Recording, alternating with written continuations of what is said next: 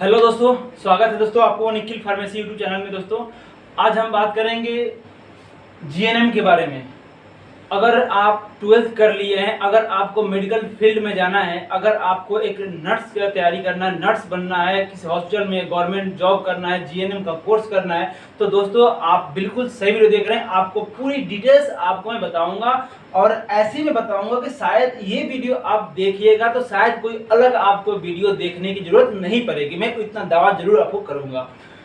चलिए दोस्तों, अगर चैनल पर नए हो तो चैनल को जरूर सब्सक्राइब कर लें, क्योंकि लेटेस्ट ऐसे वीडियो आपको डेली टू डेली में डालता हूं और आप तक पहुंचे और सही जानकारी जाए और लोग ऐसे वीडियो देख के अपने बच्चों को नए भविष्य की तरफ एक अच्छी मोड़ ले और अच्छी गाइडलाइंस मिले।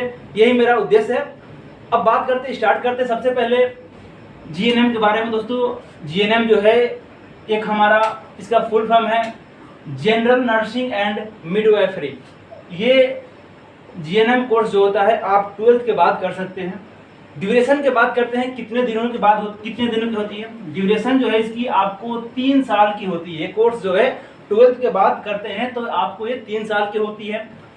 3 साल करने के बाद 6 मंथ की आपका इंटर्नशिप होता है। जैसे आप 3 साल कंप्लीट कर लीजिएगा, 3 साल आपका हो जाएगा, उसके बाद आपको 6 महीने के लिए किसी भी हॉस्पिटल में आपको ट्रेनिंग करना पड़ेगा। उसको हम इंटर्नशिप बोलते हैं। आपको इंटर्नशिप करना पड़ेगा, ठीक है।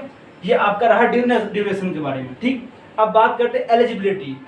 कौन क्या आप करिएगा, कौन सा बंदा इसको कर सकता है। एलिजिबिलिटी की बात करते हैं तो 12th, आप 12th पास होने चाहिए। और इस कोर्स का सबसे बेनिफिट की बात करते हैं तो एक ही बेनिफिट ये है कि अगर आप, ऐसे लोग बोलते हैं कि अगर जो बायोलॉजी नहीं करा हो वो मेडिकल कोर्स नहीं कर सकता है, तो दोस्तों ये ऐसा कोर्स है जो आप बिना बायो नहीं है आपको, फिर भी आप जीएनएम कोर्स कर सकते हैं, बिल्कुल कर सकते हैं। एलिजिबिलिटी देखिए यहाँ पे, 12th आप करे हो या तो पीसीबी हो, ठीक है, या तो आप कॉमर्स हो या तो आप आर्ट्स हो। इस कोर्स को आर्ट्स वाले, कॉमर्स वाले या 12th पास, कोई भी बंदा 12th पास हो, आर्ट्स से, कॉमर्स से या पीसीबी तो आप इस कोर्स को करने के लिए एलिजिबल है। आप इस कोर्स को कर सकते हैं, बिल्कुल जीएनएम कोर्स कर सकते हैं। एज की बात करते हैं, इस कोर्स को करने के लिए मिनिमम जो एज है कम से कम 17 वर्ष आपकी होनी चाहिए और मैक्सिमम की बात करें तो 35 आपको हाईएस्ट है और कम से कम 17 से आप इस कोर्स में एडमिशन ले सकते हैं। दूसरी की बात करते हैं एडमिशन प्रोसेस। एडमिशन लेना कैसे है, सबसे मुद्दे बात होते हैं, क्योंकि बहुत सारे कॉलेज है ऐसे फर्जीवाड़े चलते हैं जिसमें लड़के फंस जाते हैं। बाद में एडमिशन लेने के बाद पता चलता है कि यार ये तो कॉलेज अच्छा नहीं है, या तो गवर्नमेंट से एफिलिएट नहीं है, मतलब इसकी गवर्नमेंट से मान्यता प्राप्त है ही नहीं। मतलब आप पैसे जो दिए, कोर्स टाइम, आपका टाइम बर्बाद हुआ, पैसे बर्बाद हुआ, सारा चीज बर्बाद होता है। तो आप सबसे पहले एडमिशन कैसे लेना है इस चीज की बात करते हैं।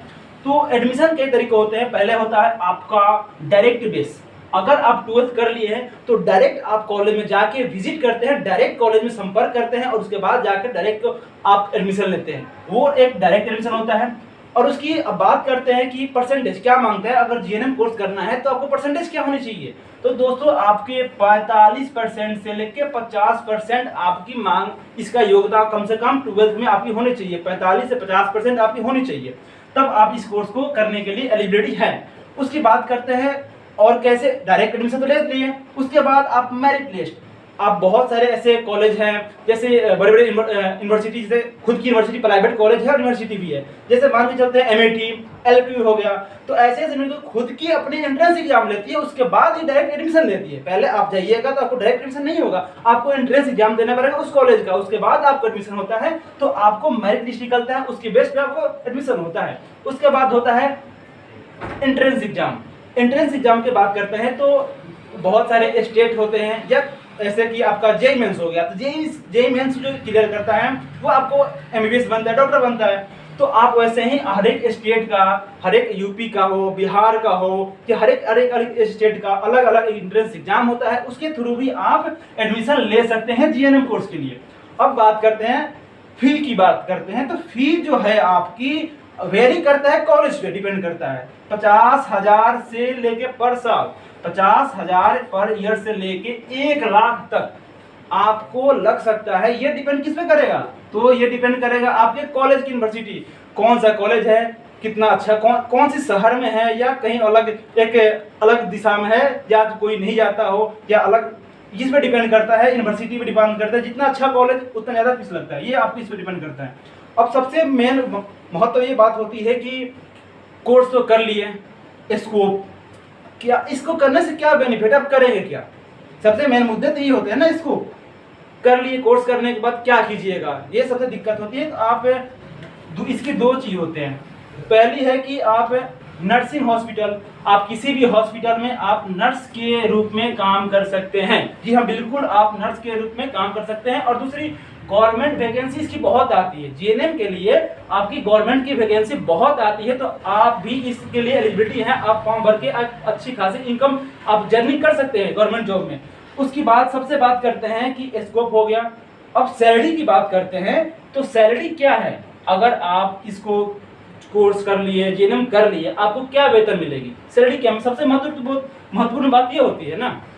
तो याद रखिए कि जो प्राइवेट जॉब में आपको पता है सैलरी तो बहुत कम मिलती है, कम से कम, लेकिन माना गया है कि आपका 2.5 लाख पर ईयर पैकेज से लेके आपको 5-5.5 लाख तक मिलता है। ये इसी पर डिपेंड करता है कि आप एक्सपीरियंस, अगर आप जितना ज़्यादा एक्सपीरियंस है तो आपको उतनी ज़्यादा आपको सैलरी मिलेगी ही मिलेगी दोस्तों। तो ऐसी ये आपकी सैलरी होगी दोस्तों। आपको पूरी जो है, आपको मैं बता दिया, इससे अलग आपको कुछ जानकारी हमको लगता है कि नहीं, मतलब पूरी जानकारी प्राप्त है। तो अगर वीडियो अच्छी लगी हो तो वीडियो को लाइक करें, कमेंट करें और शेयर करें, क्योंकि नए नए बच्चों को पता नहीं चलता है कि कौन से कोर्स क्या होता है। अगर आप जीएनएम करते हैं तो कोई लोग बोलते हैं क्या बोलते हैं, पीसी बायोलॉजी से नहीं कर रहा हूं, तो बच्चे नहीं कर पाते हैं। यहाँ पे आर्ट्स कॉमर्स जो भी कर रहे हैं 12th में, वो आप इस कोर्स को कर सकते हैं। चलिए दोस्तों, मिलते हैं नेक्स्ट वीडियो में। वीडियो को लाइक और सब्सक्राइब करना नहीं भूलें। चलिए, धन्यवाद दोस्तों।